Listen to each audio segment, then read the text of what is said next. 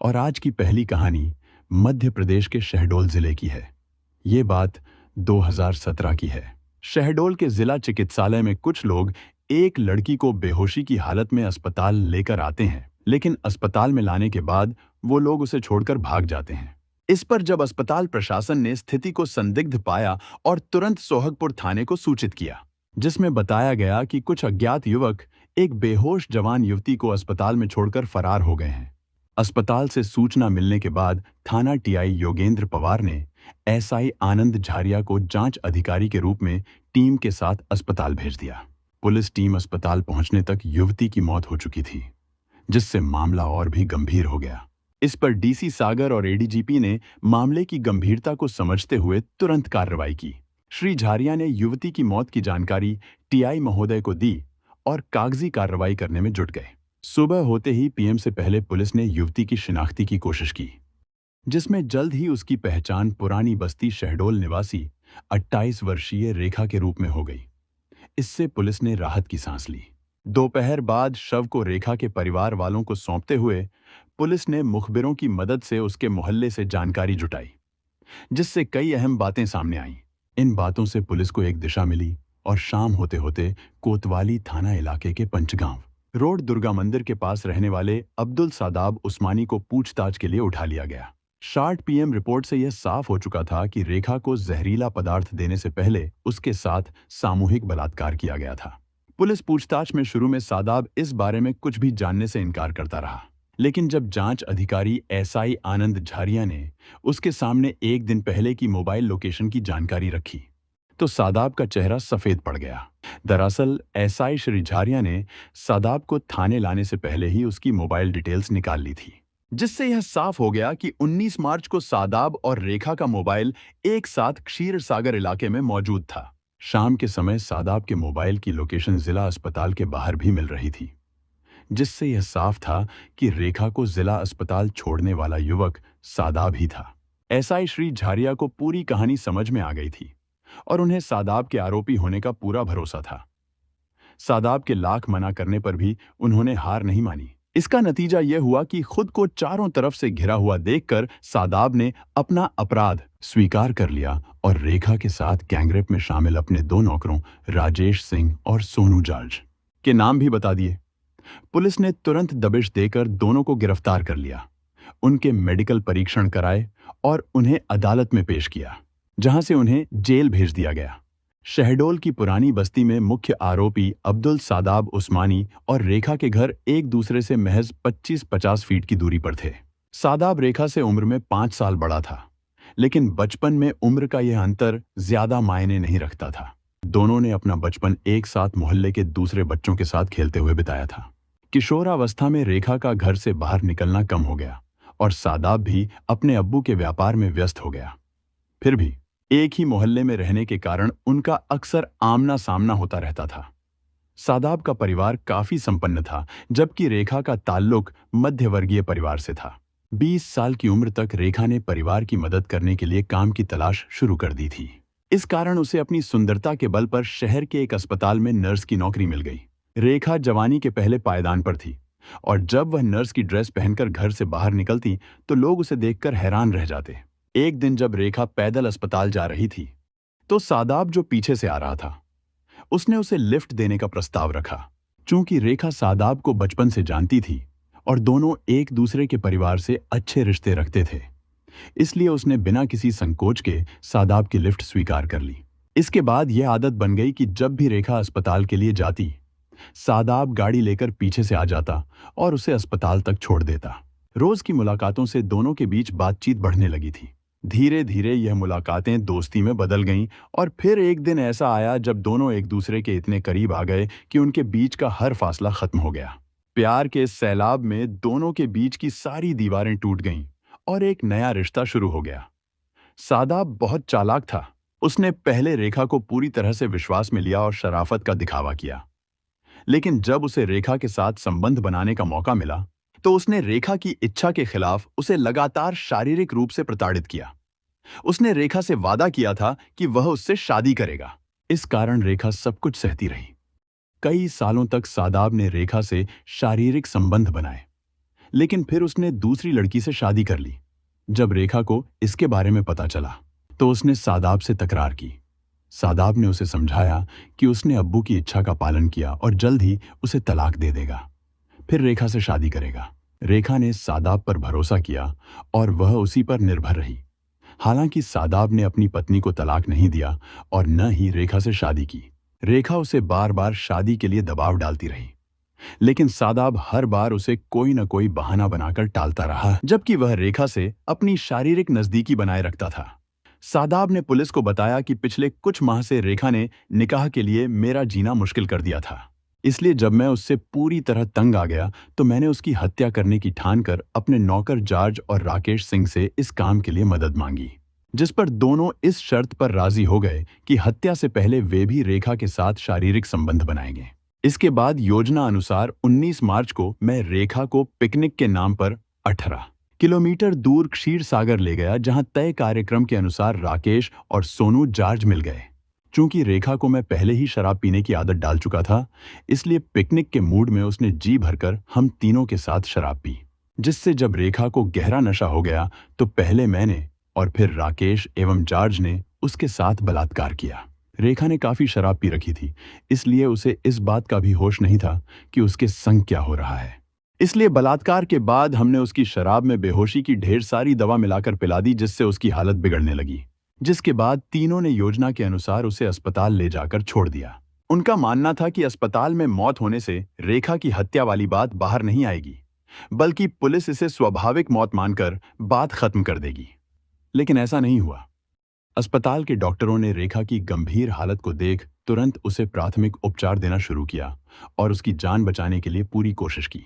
हालांकि उसकी हालत इतनी गंभीर थी कि वह कुछ समय बाद मृत हो गई, लेकिन उसकी मौत के कारणों को लेकर अस्पताल के डॉक्टरों को शक हुआ और उन्होंने मामले की रिपोर्ट पुलिस को दी। पुलिस ने तफ्तीश शुरू की और पाया कि रेखा की मौत स्वाभाविक नहीं थी।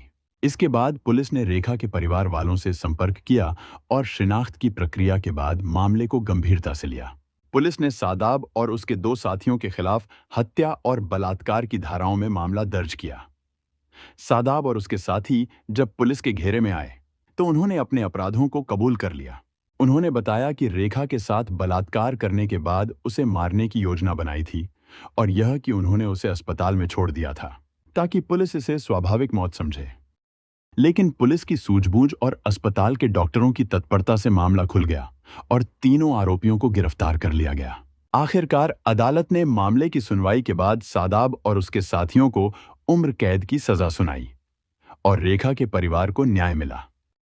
और आज की दूसरी कहानी दिल्ली की है। ये बात 2016 की है। दिल्ली में एक पुलिस थाना है, सदर बाजार। इसी थाने में एक महिला पुलिस स्टेशन पहुंचती है और रिपोर्ट दर्ज कराती है कि उसका 10 साल का बेटा शुभम तिवारी लापता है। वह घर से पास की दुकान पर सामान लेने गया था, लेकिन अब तक वापस नहीं लौटा। पुलिस तुरंत मामले की जांच शुरू करती है। वे शुभम को ढूंढने की हर संभव कोशिश करते हैं। शुभम के रिश्तेदारों से पूछताछ की जाती है, उनके घर जाकर देखा जाता है। शुभम के दोस्तों से भी बात की जाती है, जिनके साथ वह अक्सर खेला करता था, लेकिन कोई सुराग नहीं मिलता। जब सभी कोशिशें नाकाम हो जाती हैं, जांच के दौरान पुलिस को पता चलता है कि महिला का नाम अंजू तिवारी है, लेकिन पति से अनबन के बाद मामला अदालत तक पहुंचा। तलाक के बाद उनके 10 साल के इकलौते बेटे शुभम की कस्टडी का मामला उठा। अदालत ने बच्चे की परवरिश के लिए कस्टडी मां को दी, लेकिन पिता को यह अधिकार दिया कि वह महीने में तय दिनों पर अपने बेटे से मिल सके। पिता उन दिनों शुभम को अपने साथ ले जाते, उसे घुमाते फिराते और फिर मां के पास छोड़ देते। जब पुलिस को यह पारिवारिक पृष्ठभूमि पता चलती है तो शक की सुई पिता की ओर घूमने लगती है। मां बाप के बीच रिश्ते खराब थे और तलाक तक बात पहुंचने की वजह भी यही थी। पुलिस सोचने लगती है कि कहीं ऐसा तो नहीं कि बेटे की कस्टडी मां को मिलने की वजह से पिता ने गुस्से में आकर शुभम को नुकसान पहुंचाया हो। अब पुलिस की जांच का केंद्र पिता बन जाता है। पुलिस यह पता लगाने में जुट जाती है कि पिता की हरकतों और व्यवहार में कोई गड़बड़ी तो नहीं है। क्या वाकई शुभम के गायब होने में पिता का हाथ है या कहानी में कोई और राज छुपा है? पुलिस ने बच्चे के पिता पर निगरानी कड़ी कर दी और उसकी हर हरकत का बारीकी से पता लगाना शुरू किया। सबसे पहले यह जांच की गई कि शुभम के गायब होने वाले दिन पिता का लोकेशन क्या था। मोबाइल की लोकेशन ट्रैक की गई। तो पता चला कि बच्चे के गायब होने की जगह से पिता कई किलोमीटर दूर था। इसके अलावा चश्मदीदों से भी पूछताछ की गई, जिन्होंने पुष्टि की कि उस दिन पिता उस इलाके में था ही नहीं। इन सबूतों से यह साफ हो गया कि बच्चे के गायब होने में पिता सीधे तौर पर शामिल नहीं था। लेकिन पुलिस ने इस संभावना को भी नजरअंदाज नहीं किया कि अगर पिता ने खुद नहीं तो किसी और के जरिए किसी दोस्त या पेशेवर अपराधी से अपने बेटे को किडनैप या कत्ल करवाया हो। इस केस ने यह साबित किया कि जुर्म की दुनिया में कोई भी रिश्ता पवित्र नहीं है। माँ बाप, भाई बहन या बच्चों तक ने कई बार ऐसे खतरनाक अपराध किए हैं जिन्हें सोचकर भी रोंगटे खड़े हो जाते हैं। अब पुलिस के लिए असली चुनौती थी यह पता लगाना कि क्या पिता सचमुच इसमें शामिल है, क्या कहानी में कोई और रहस्य छुपा है। पिता की जांच में जब कोई ठोस सबूत नहीं मिला तो पुलिस ने बच्चे की मां पर ध्यान केंद्रित करने का फैसला किया। शुभम की मां ने ही रिपोर्ट दर्ज कराई थी और बच्चा उसी की कस्टडी में था। पुलिस ने मां की पृष्ठभूमि की गहराई से जांच शुरू की। जांच में यह सामने आया कि मां की शादी घर वालों की मर्जी से हुई थी। यह एक अरेंज्ड मैरिज थी। लेकिन शादी के कुछ समय बाद पति पत्नी के बीच मनमुटाव शुरू हो गया। दोनों के स्वभाव में बहुत फर्क था, जो धीरे धीरे झगड़ों में बदल गया। आखिरकार उनके झगड़े ने तलाक तक का रास्ता तय कर दिया। हालांकि पुलिस को मां की इस कहानी में कोई ऐसी बात नहीं मिली जिससे उस पर सीधे तौर पर शक किया जाए। वह एक सामान्य जीवन जी रही थी और अपने बेटे के प्रति बेहद जिम्मेदार दिख रही थी। लेकिन इसी दौरान पूछताछ और गहराई से जांच के बीच एक और किरदार अचानक कहानी में सामने आया। यह नया किरदार मां की जिंदगी से जुड़ा हुआ था। पुलिस को पता चला कि तलाक के बाद मां की किसी के साथ नजदीकियां बढ़ी थीं। यह शख्स मां के काफी करीब था और उसके जीवन में लगातार आता जाता रहता था। पुलिस ने इस नए किरदार पर फोकस करना शुरू किया। पुलिस ने बिट्टू को जांच के केंद्र में लाना शुरू कर दिया। बिट्टू, जो बच्चे की मां का बचपन का दोस्त था, इस पूरे मामले में सक्रिय रूप से शामिल दिख रहा था। मां जब जब पुलिस स्टेशन जाती, बिट्टू उसके साथ होता। वह हर जगह बच्चे को ढूंढने में मदद कर रहा था, पुलिस से अपडेट ले रहा था और मां का हर कदम पर साथ दे रहा था। बिट्टू की इस सक्रियता ने शुरुआत में पुलिस का ध्यान हटाया, लेकिन गहराई से जांच करने पर कुछ अजीब बातें सामने आईं। बिट्टू का रिकॉर्ड खंगालने पर पुलिस को उसकी जिंदगी के कुछ पहलुओं पर शक हुआ। पूछताछ के दौरान बच्चे की मां ने बताया कि तलाक के बाद जब वह अपने मायके आकर रहने लगी थी, तो बिट्टू से दोबारा मिलना जुलना शुरू हो गया। बिट्टू अक्सर उनके घर आता, बच्चे को घुमाने फिराने ले जाता और उसे बहुत प्यार करता था। बच्चे की मां ने यह भी बताया कि बिट्टू हमेशा शुभम का ख्याल रखता था, उसे चॉकलेट आइसक्रीम दिलाता और खेल कूद के बहाने उसे अपने साथ बाहर ले जाता था। यह सब सुनने के बाद भी पुलिस को एक चीज खटकने लगी। बिट्टू की यह ज्यादा नजदीकी और बच्चे के प्रति उसका यह खास लगाव सामान्य से ज्यादा था। तभी मां ने पुलिस को एक ऐसी बात बताई जिसने पूरी जांच की दिशा बदल दी। उसने बताया कि तलाक के बाद जब उसका पति उसके जीवन से पूरी तरह दूर हो चुका था, तो बिट्टू ने कई बार संकेत दिए थे कि वह मां को हमेशा सपोर्ट करेगा और उसका साथ चाहता है। पुलिस को यह शक गहराने लगा कि कहीं बिट्टू का बच्चे के गायब होने से कोई कनेक्शन तो नहीं। अब पुलिस ने बिट्टू की गतिविधियों पर कड़ी नजर रखनी शुरू कर दी।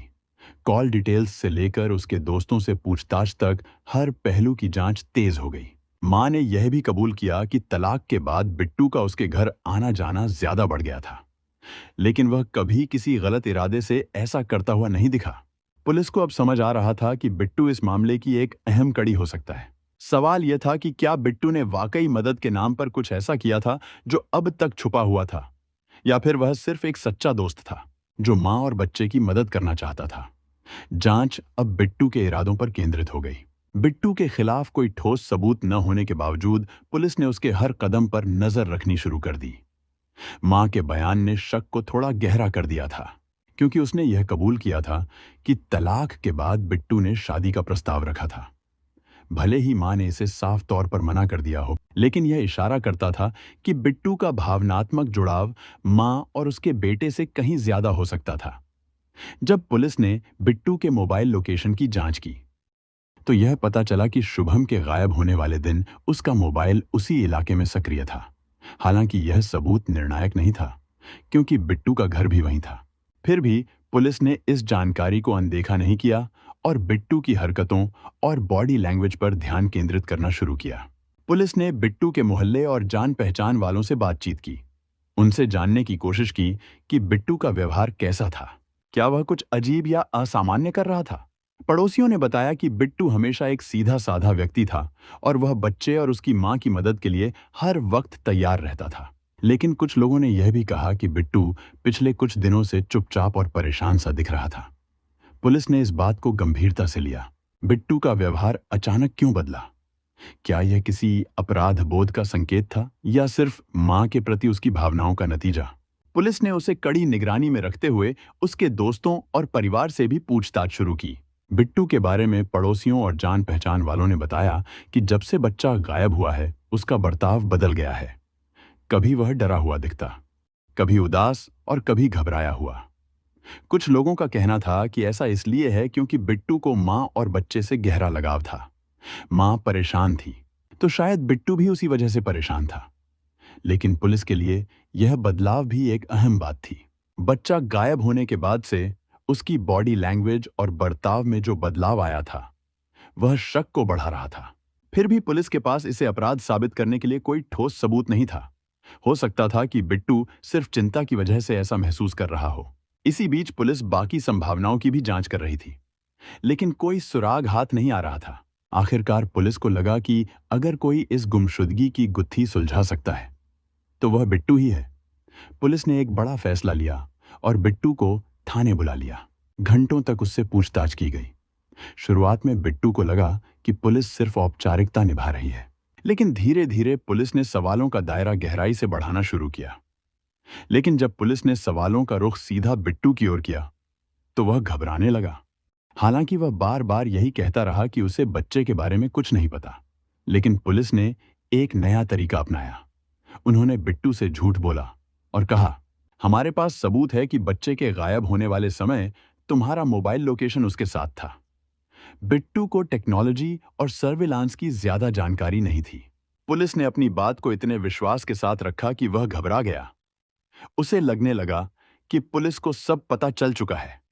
आखिरकार वह टूट गया और सच उगल दिया। बिट्टू ने कबूल किया और कहा, मैं आपको सच बताने को तैयार हूं, चलिए मेरे साथ। इसके बाद वह पुलिस टीम को एक जंगल के पास ले गया। जंगल के किनारे एक नदी थी। वहां उसने पुलिस को एक जगह दिखाई। जब पुलिस ने वहां खुदाई की, तो उन्हें एक सड़ी गली लाश मिली। लाश को देखकर पुलिस ने मां को बुलाया। मां ने लाश की पहचान की और कहा, यह मेरा बेटा शुभम है। यहां से केस की गुत्थी सुलझनी शुरू हुई। पुलिस अब जानने की कोशिश करने लगी कि बिट्टू ने ऐसा क्यों किया। क्या यह मां के लिए उसकी जुनूनी मोहब्बत का नतीजा था या इसके पीछे कोई और वजह थी? बिट्टू ने पुलिस को अपनी पूरी कहानी सुनाई। उसने कहा, मैं बचपन से अंजू से प्यार करता था। हम एक ही मोहल्ले में रहते थे, साथ पढ़े लिखे थे। मैंने हमेशा उससे शादी करने का सपना देखा था, लेकिन अंजू के घर वालों को यह रिश्ता मंजूर नहीं था। उन्होंने उसकी शादी कहीं और कर दी। अंजू की शादी के बाद बिट्टू ने अपने दिल को समझाने की कोशिश की। उसने सोचा कि अब उसे अपनी जिंदगी में आगे बढ़ना होगा, लेकिन वह अंजू को कभी भूल नहीं पाया और खुद शादी भी नहीं की। शादी के कुछ साल बाद अंजू और उसके पति के रिश्ते बिगड़ने लगे। दोनों में झगड़े इतने बढ़े कि मामला अदालत तक पहुंचा और फिर तलाक हो गया। तब तक उनका बेटा शुभम पैदा हो चुका था। अदालत ने शुभम की कस्टडी अंजू को दी और पिता को कभी कभी मिलने की इजाजत।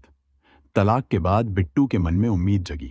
उसने सोचा कि अब शायद अंजू उससे शादी करने के लिए तैयार हो जाए। मैंने उसे फिर से प्रपोज किया, लेकिन उसने मना कर दिया। उसने कहा कि अब उसकी पूरी जिम्मेदारी उसके बेटे शुभम पर है और वह किसी और चीज के बारे में सोच भी नहीं सकती।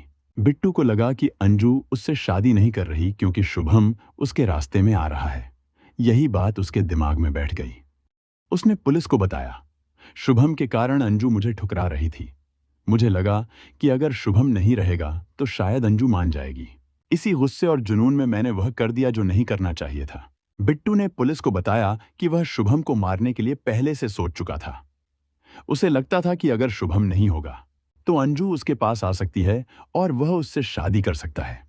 बिट्टू ने कहा, मैंने एक क्राइम शो देखा था जिसमें बताया गया था कि कैसे किडनैप करना है, कैसे लाश को छुपाना है। उसी शो को देखकर उसके दिमाग में यह ख्याल आया कि वह शुभम को मार सकता है और फिर अंजू से शादी कर सकता है। नवंबर के एक दिन शुभम अपने घर के बाहर था जब बिट्टू ने उसे अपने साथ ले जाने की योजना बनाई। उसने शुभम से कहा कि वह उसे आइसक्रीम खिलाने ले जाएगा। फिर उसने उसे एक बस में बिठाया और दूर ले जाकर कपड़े और खिलौने दिलाने के बहाने उसे जंगल के पास ले गया।